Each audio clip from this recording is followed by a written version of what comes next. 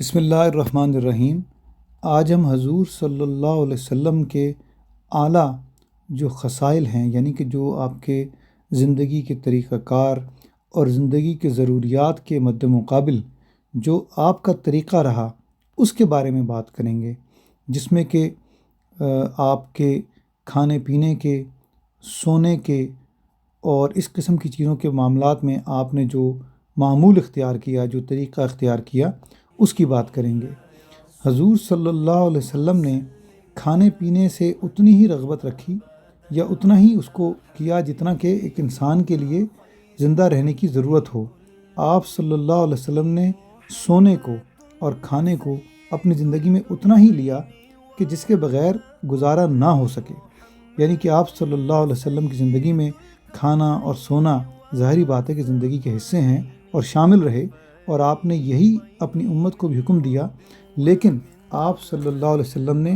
غیر ضروری بے انتہا کھانا کھانے سے اور بے انتہا سونے سے خود یہ دکھایا ساری امت کو کہ آپ نے کبھی بھی بے انتہا نہ سوئے نہ بے انتہا کھایا۔ قاضی ایاز رحمۃ اللہ علیہ نے ایک حدیث بیان کی کہ حضور صلی اللہ علیہ وسلم نے فرمایا کہ ابن آدم نے اپنے پیٹ سے زیادہ برا برتن کوئی نہیں جس کو بھرا ہو، اور آدمی کے لیے وہی چند لقمے کافی ہیں جو اس کی کمر کو سیدھا رکھیں، اور اگر ضرورت ہو تو اپنے پیٹ کے 1/3 حصے کو کھانے کے لیے، 1/3 پانی کے لیے اور 1/3 سانس کے لیے خالی رکھے۔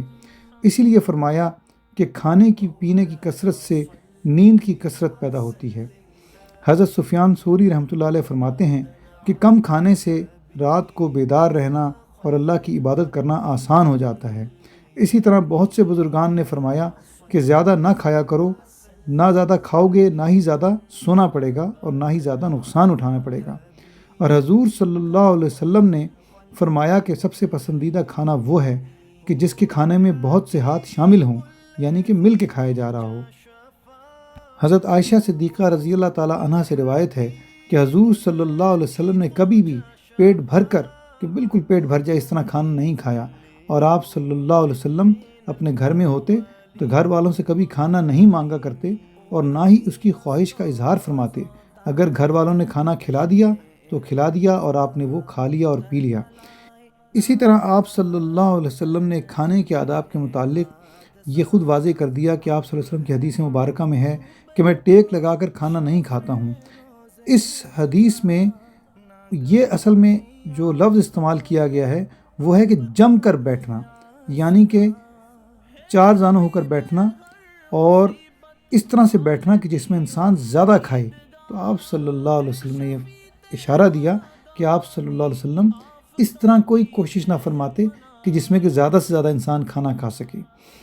اسی طرح آپ صلی اللہ علیہ وسلم کے سونے کے بارے میں بھی یہ ہے کہ بہت سی احادیث مبارکہ میں یہ آیا ہے کہ حضور صلی اللہ علیہ وسلم نے فرمایا کہ میری آنکھیں سوتی ہیں لیکن میرا دل نہیں سوتا۔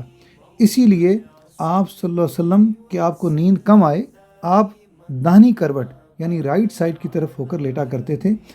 اور آپ صلی اللہ علیہ وسلم کا سونے کا انداز اس طرح ہوتا کہ جس میں بے انتہا نہ سوئیں اور بہت لمبی نیند نہ سوئیں، اور جس میں کہ جلدی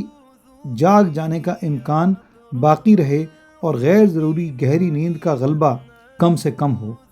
جزا اللہ عنا سیدنا محمد ما ہوا آلہ صلی اللہ علیہ وسلم۔